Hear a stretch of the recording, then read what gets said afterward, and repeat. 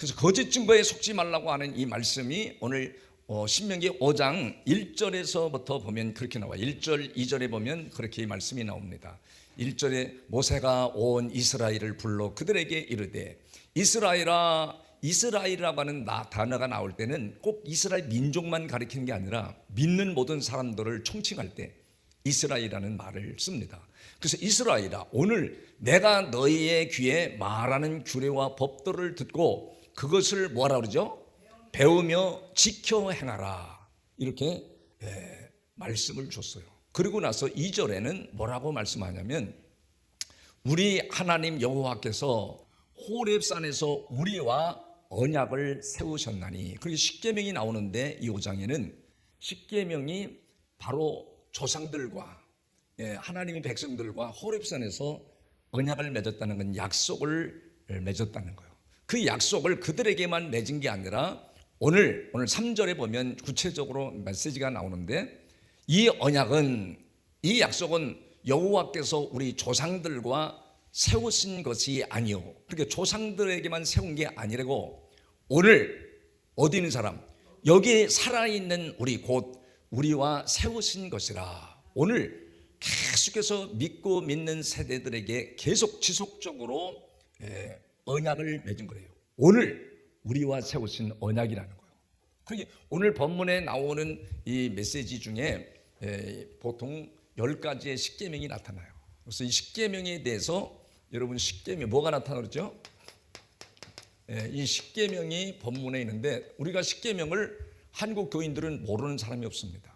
근데 이 십계명을 이제까지는 어떻게 했냐? 문자적으로, 이 문자로 설명을 해줬어요. 문자로. 그리고 또 나가서는 더 나가서는 육신적으로, 육으로 이 십계명을 설명해주고 설교를 했습니다. 더 나가서는 율법으로 이 십계명을 해석해주고 설교하고 설명을 해줬어요. 그러면 여러분이 문자적으로 볼 때는 이 말씀이 틀리지 않은 것처럼 보여요. 그리고 육적으로도 이 말씀이 십계명이 틀리지 않습니다. 근데 중요한 거는 육적으로 풀고 문자적으로 풀면 다 뭐가 되냐면 도덕법이 돼. 도덕법, 윤리의 법이 되고, 이 모든 세상의 종교는 다 이 모세 십계명을 가지고 종교를 만드는 거예요. 이게 다 모티브가 됩니다. 핵심이 되는 거예요. 그러니까 율법으로 십계명을 해석하면 전부 다 법이니까 법대로 하지 않으면 다 뭘 받냐면 심판을 받는 거예요. 심판을. 더 나가서는 정죄를 받아요. 정죄. 그러니까 율법으로 십계명을 풀어서 백성들에게 알려줘도 백성들이 지키냐? 못 지킨다는 것을 성경이 가르치는 거예요. 그래서 예수님이 오셔서 오늘 본문에도 잘 보면 우리와 언약을 맺었다는 건 새 언약을 맺었다는 걸 말씀하는 거예요. 그러니 얼마나 중요한지요? 이스라엘 백성들이, 여러분 쭉 가서 한번 4절을 보겠어요. 4절을 가서 보면 그렇게 나와요. 여호와께서 산 위에 불 가운데서 너희와 대면하여 말씀하시매. 이 산 위에 불 가운데라는 건 심판을 가리킵니다. 대면하여 말씀하시되 5절에 보면 그렇게 말을 해요. 그때에 너희가 뭘 두려워했죠? 하나님의 심판을 두려워하여 불을 두려워하여 산에 오르지 못하므로 내가 여호와와 너희 중간에 서서, 모세가 중간에 서서 여호와의 말씀을 너희에게 전하였노라. 여호와께서 이르시되. 그러니까 중간에 누가 있었죠? 하나님 앞에 직접 나가서 하나님을 만나는 게 두렵기 때문에 모세라는 지도자를 중간에 세워서 중보자 역할을 한 거예요. 근데 오늘날에도 하나님을 만나려면 우리는 예수 그리스도를 통하지 않고는 하나님을 만날 수가 없어요. 그러니까 예수 그리스도를 통해서 우리가 하나님을 만나게 되는 거예요. 여러분, 그러니까 이렇게 성경에 말씀하잖아요. 말씀하는데 이 성경 전체는 전부 다 무엇으로 되냐? 이 핵심이, 성경의 핵심이 내용이 뭐냐면 인간을 죄에서 구속하는 거예요. 구속사적인 메시지로 전부 흐르고 있어요. 다시 말하면 구속사라는 것은 우리를 뭐 하려고? 구원하려고 전부 다 말씀하시는 거예요. 구약이나 신약이나 다 뭘 하려고? 우리를 구원하시기 위해서 말씀하시는 메시지고, 또 더 나가서는 바로 예수 그리스도를 가르치는 말씀이에요. 왜? 구원을 받으려면 저보다 예수 그리스도를 만나게 해야 되니까. 여러분 요한복음 14장 6절에도 예수께서 이르시되 내가 길이요 진리요 생명이니 나로 말미암지 않고는 아버지께로 올 자가 없다 그래요. 그러니까 예수님 자신이 뭐라고 그래요? 길이요 또 생명이요. 예수님 자신이 바로 구원이라는 거, 구원. 그러니까 성경은 전부 다 누구를 가리키는 말이냐? 신약이나 구약이나 전부 다 예수 그리스도를 가르치는 말씀이고 또 그 핵심이 구원을 받게 하는 메시지예요. 그러면 성경에 복이라는 것도 있죠. 복이라는 것도 이것을 여러분 십계명을 문자로 풀고 육으로 풀고 율법으로 풀면 전부 다 복을 받는다고 그래요. 복. 그러면 이 복은 세상의 복을 말하는 게 아닙니다. 다 구원의 복을 말하는 거고 예수 그리스도를 만나는 걸 복이라고 그래요. 근데 전부 다 문자로 풀고 육으로 푸는 거예요. 육으로 푼다는 것은, 성경을 육으로 푼다는 건 전부 다 인간 중심에 맞춰서 풀어가는 걸 말하는 거예요. 율법으로 푸는 건 법을 가리키니까. 근데 십계명은 뭘로 풀어야 하냐면 영으로 풀어요. 영으로. 뭘로 풀어요? 영으로 풀어요. 하나님의 말씀은 다 영이기 때문에 그 영으로 풀어야 성경 이 십계명을 재해석을 바로 하게 되는 거예요. 그리고 여러분 보세요. 성경에 보면 요한복음 5장 39절에 가서 보면 그렇게 나옵니다. 거기에 가서 보면 백성들이 너희가 성경에서 영생을 영생을 얻은 줄로 생각하고 영생을 얻은 줄로 착각하는 거예요. 생각하는 게 착각하고 성경을 연구하거니와 이 성경이 곧 누구에 대해서? 내게 대하여 증언한, 누구에 대해서? 예수 그리스도에 대해서 증언한 거라고 그러잖아요. 이 성경이 다 예수 그리스도를 증언하는 거래요. 여러분 더 나가서 누가복음 24장 27절이나 44절, 27절 중에 44절 한 절 봐봐요. 44절 다 같이 한번 보겠어요. 또 이르시되 내가 너희와 함께 있을 때에 너희에게 말한 바 곧 모세의 율법과 선자들의 글과 시편의 나를 가리켜, 누구를 가리켜? 예수 그리스도를 가리켜 기록된 모든 것이 이루어져야 하리라 한 말이 이것이라.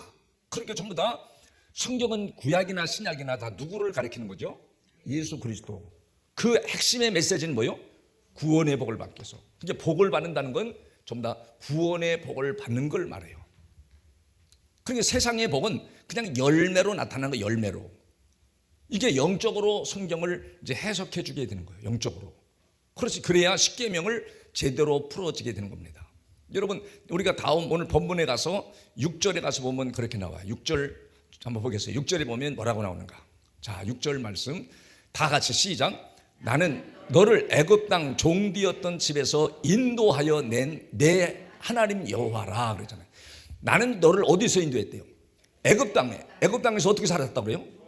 종되었던 집에서 인도했대. 그러니까 예수 그리스도를 만나지 못하면 사람들은 다 죄의 종, 슬픔의 종, 가난의 종, 저주의 종, 지옥 가는 불행의 종, 전부 다 종으로 사는 거예요. 노예 같은 불행한 인생을 사는 거예요.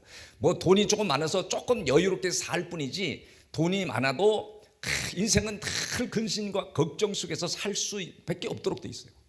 그러니까 여기서 하나님의 백성들을 어디에서? 애굽에서 뭘로 살았어요? 종으로 살았는데 얼마 동안? 430년 동안 종으로 살았어요. 종으로. 하나님을 모르고 불신자들의 지배를 받고 억압을 받고 고통을 받고 인생을 살았으니까 여러분 그들의 심성이 어떻겠어요? 심성이 거칩니다.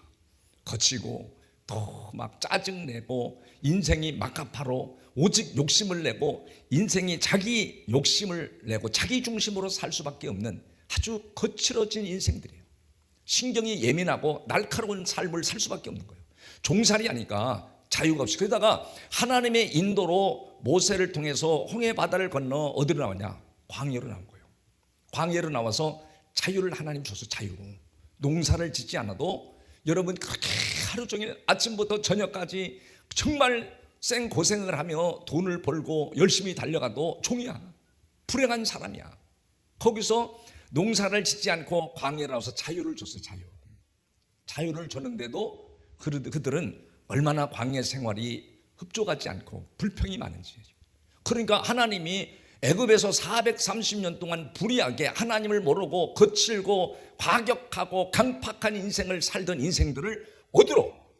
광야로 인도한 건 그들을 교육하기 위해서, 교육을 시키기 위해서. 그래서 십계명을 준 거예요. 십계명을 줬는데도 자기들끼리도 서로 다투고 싸우고 욕심을 부리고 자기 몫을 챙기려고 욕심을 내는 이런 삶을 살기 때문에 하나님이 뭘 줬어요? 이 십계명을 준 거예요. 십계명. 그래서 오늘 십계명을 가지고 교육을 시킵니다. 첫 번째 계명이 뭐였죠? 나 외에 다른 신, 누구요? 이 다른 신들을 섬기지 말라. 다른 신들을 뭐 하지 말라? 네, 크게 보세요. 섬기지 말라. 뭐 하지 말라? 섬기지 말라는 명령을 내렸어요. 근데 그들은 늘 돈의 우상을 가지고 살고 돈의 욕심을 가지고 이웃에 대해서 얼마나 거칠게 대하는지 몰라요. 여러분, 이 1계명서부터 쭉 있는데 오늘 중요한 2계명은 우상 숭배하지 말라. 3계명은 내 이름을 망령til 걸지 말라. 4계명은 안식일을 기억하여 지키면서 5계명이 뭐가 나오죠? 뭐가 나와요? 부모를 뭐하라? 공경하라. 따라해서 내 부모를 공경하라. 크게 해보세요. 내 부모를 공경하라. 그러니까 내 부모를 공경하라는 것도 문자적으로 육으로 율법으로 풀면 세상의 육신의 부모를 가리키는 말이 맞아요. 뭘로 풀면? 문자로 보면. 그리고 육으로 풀면. 육으로 푸나 문자로 푸나 또 율법으로 풀면 다 이게 전부 다 얼리 끌고 가요. 다 땅에서 잘 되라. 땅에서. 그러니까 여기 성경에 나오는 내 부모를 공경하면 땅에서 잘 되고 장수한다고 가르치는 거예요. 근데 성경은 그렇게 말하지 않는 거예요. 그래 여러분 거짓 증거라는 거 사실을 그걸 가르치는 거예요. 여러분 여기서 9계명에 보면 뭐가 나오죠? 9계명 우리가 20절을 읽었는데 거기 보면 뭐라고? 내 이웃에 대하여 뭐 하지 말라.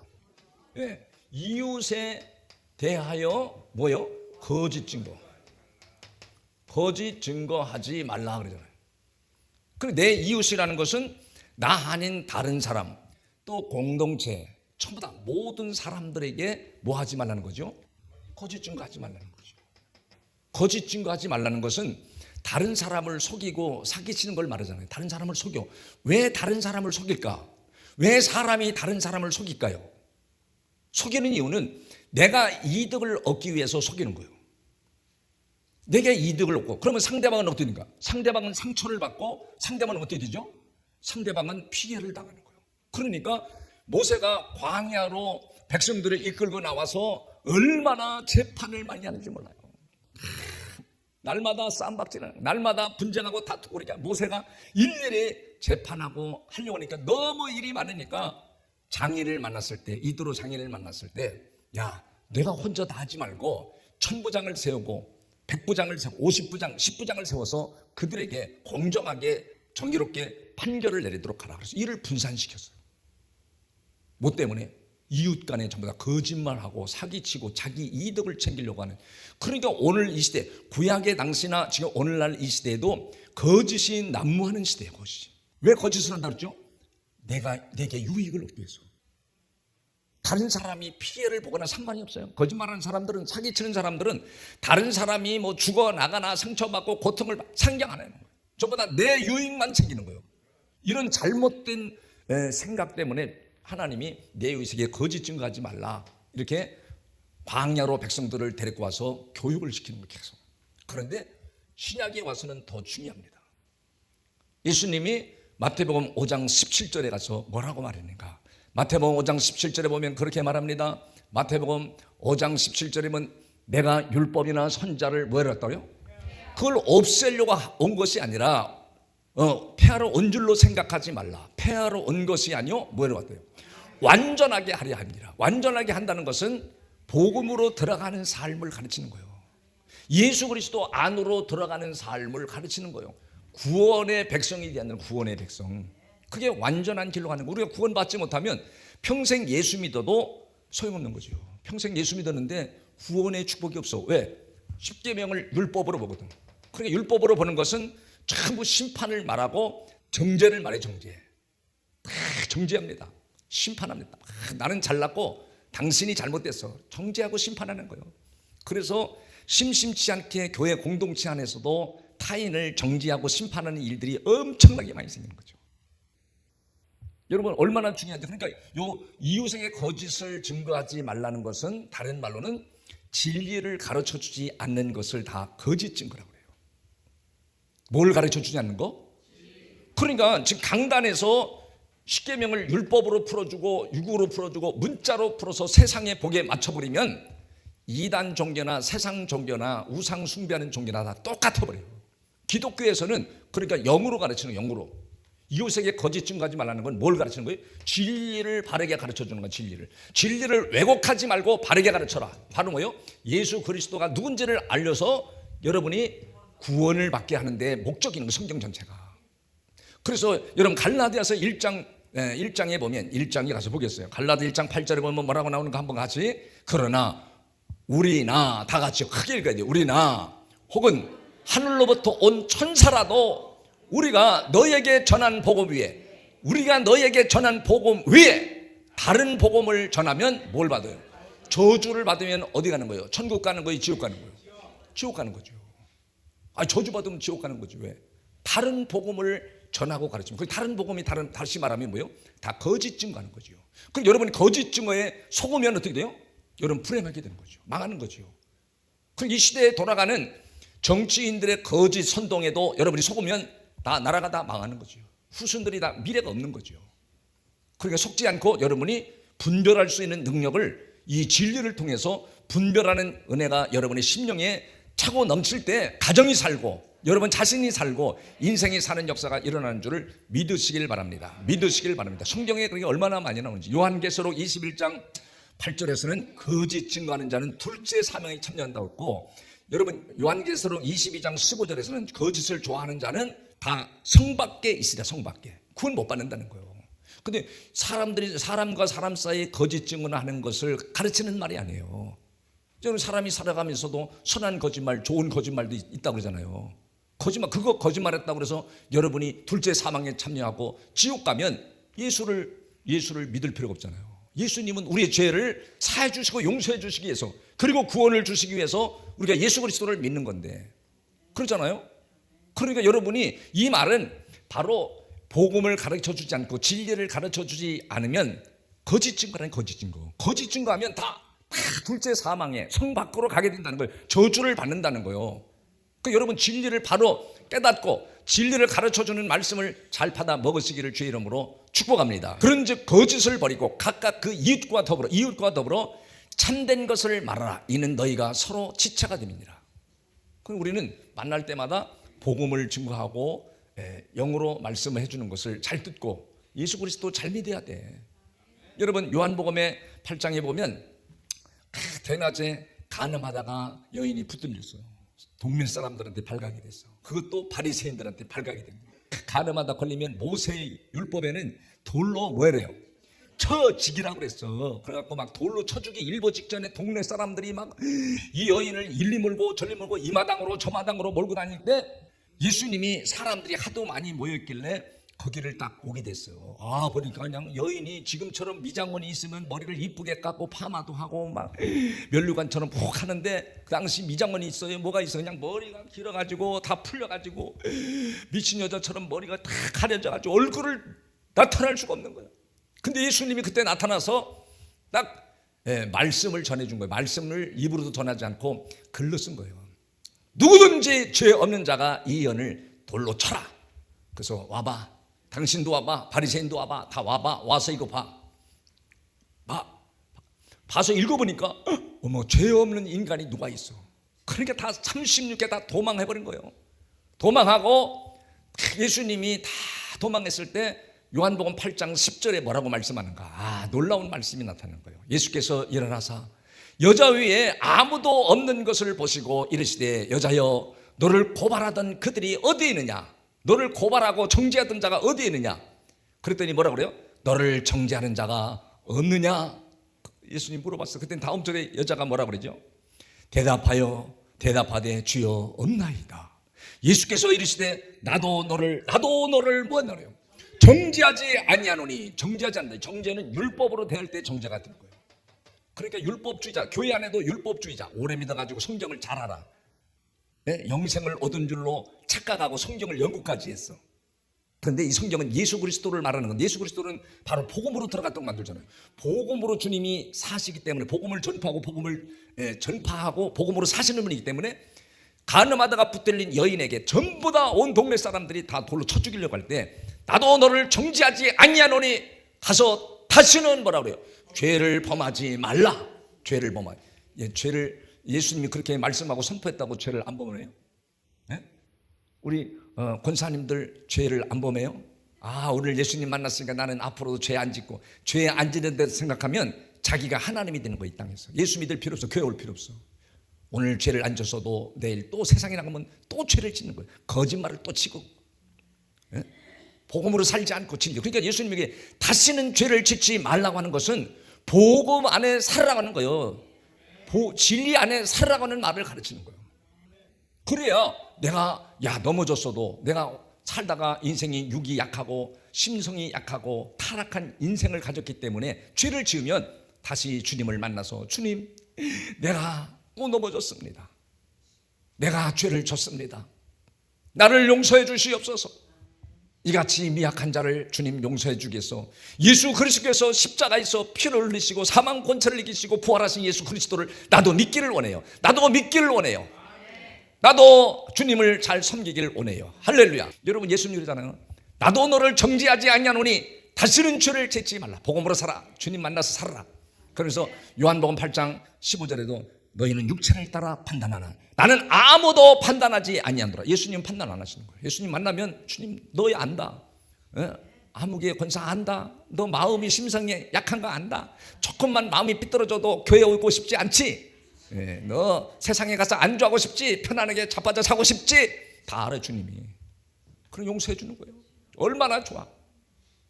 그 아버지는, 우리 하나님 아버지는 바로 내 부모를 공경하라고도, 여러분 이렇게 가르쳐도 실제 육신의 부모를 공경하지 않는 사람들이 얼마나 많은지 몰라요. 그러니까 성경은 오늘 내 부모를 공경하라는 것을 육으로 풀면, 문자로 풀면, 율법으로 풀면 세상의 육신의 부모를 말하지만, 영어로 풀면 전부 다 뭘 말해요? 하나님 아버지를 말하는 거예요. 성경에 얼마나 그런 말씀이 가득해 나오는지 몰라요. 내 이름을 멸시하는 제사장들아, 나 만군의 여호와가 너에게 이르기를, 아들은 그 아버지를, 종은 그 주인을 공경하나니 내가 뭐라 그러죠? 아버지일진데 나를 공경함이 어디 있느냐? 내가 주인일진데 나를 두려워함이 어디 있느냐? 하나 너희는 이르기를, 우리가 어떻게 주의 이름을 멸시하였나이까 하는도다. 여러분, 말라기 백성들이 하나님을 아버지로 모시지 않는 거예요. 그러니까 공경하지 않는 거예요. 그래서 심판을 받아요. 암흑시대가 옵니다. 여러분, 마태복음 23장 9절에 한 번 더 보겠어요. 마태복음 23장 9절에 보면 뭐라고 말씀이 나오는가 한 절 보고, 말씀을 오늘 조금 길어졌네. 25분 안에 끝나야 되는데. 자, 다 같이 시작. 땅에 있는 자를 아버지라 하지 말라. 땅에 있는 아버지를 뭐래요? 그거는 네 아버지지. 그러니까 지금 나이 먹은 사람들은 아버지, 어머니 있어요? 없어요. 다 돌아가셨어. 다 돌아가서 없어. 젊은 사람들이나 부모가 있지. 땅에 있는 자를 뭐래요? 아버지라 하지 말라. 아버지는 세상에 얼마나 많아. 아버지가 술 타령, 또 세상에 방탕하고 집에 가장이 되어가지고 집을 돌아보지 않는 그런 잘못된 아버지들이 얼마나 많아요. 그 아버지를 공경할 수가 없잖아요. 아버지의 사랑을 받지도 못하고 자라서 애들이 삐뚤어진 애도 얼마나 많아요. 우리 아버지, 난 사랑을 받지 못했는데 내가 이렇게 살면 안 된다. 그래 열심히 달려가는 애들도 있잖아요. 근데 봐요, 땅에 있는 자를 아버지라 하지 말라. 너희의 아버지는 뭐래요? 한 분이시니, 누구래? 곧 하늘에 계신이시니라. 마태복음 6장에서도 나옵니다. 주기도문 할 때도 하늘에 계신 우리의 아버지, 하늘에 계신 우리 아버지라고 나와요. 여러분, 요 로마서 8장에 가서도, 8장에 보면 그게 나와요. 거기도 보면 우리는 예수 그리스도를 만나서 하나님을 아버지라고, 양자의 영을 받지 않냐고, 양자의 영을 받아서 하나님을 아버지라고 부르니라. 아버지라고 부른다고 나와요. 한번 봐요. 거기 로마서 8장 15절에 보면 다 같이 시작. 너희는 다시 무서워하는 종의 영을 받지 아니하고 양자의 영을 받았으므로 우리가 누구라고? 아빠 아버지라고 부르지느니라.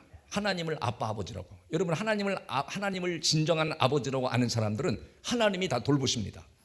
그 주님을 영으로 만나시고, 뭘로 만나야 돼요? 영으로 만나시기를 주의 이름으로 축복합니다.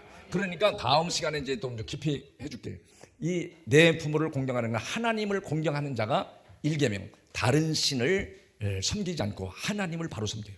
우상 숭배하지 않는 거예요. 여러분 내 부모를 공경하는, 하나님을 공경하는 마음이 있어야 바로 거짓 증거하지 않는 거예요. 전부 다 이게 하나님을 공경할 줄 아는 자가 바로 살인하지 않는 거. 살인하지 말라. 6번째로 살인하지 말라고 하는 말이, 내가 하나님을 떠나면, 진리를 떠나면 나를 죽이는 거예요. 지옥 가는 거예요. 그러잖아요. 그러니까 여러분 내가 자살해도 지옥 간단 말이에요. 그러니까 살인하지 말라는 것은 내가 진리를 떠나면 나는 지옥 간다. 나를 죽이는 거와 똑같다. 여러분 예수님은 율법의 완성이라고 했잖아요. 예수님은 율법을 폐려한 게 아니라 완성을 시키러 왔는데, 예수님은 신약에 와서는 다른 사람을 미워하고 증오해도 너는 이미 살인한 것이다 그런 거잖아요. 그러니까 우리는 바로 이 부모를 공경하는 이 마음, 하나님을 공경하는 마음을 가지면 살인하고 싶은 마음이 안 생겨요. 살인을 내가 미움하고 증오했다 할지라도 주님을 만나면 다시 회개가 터지고, 주여 내가 잘못했습니다, 돌이키게 되고 구원의 축복이 여러분 현장에서 임하여 하나님이 살아계심을 체험하는 역사가 임하는 줄을 믿으시길 바랍니다.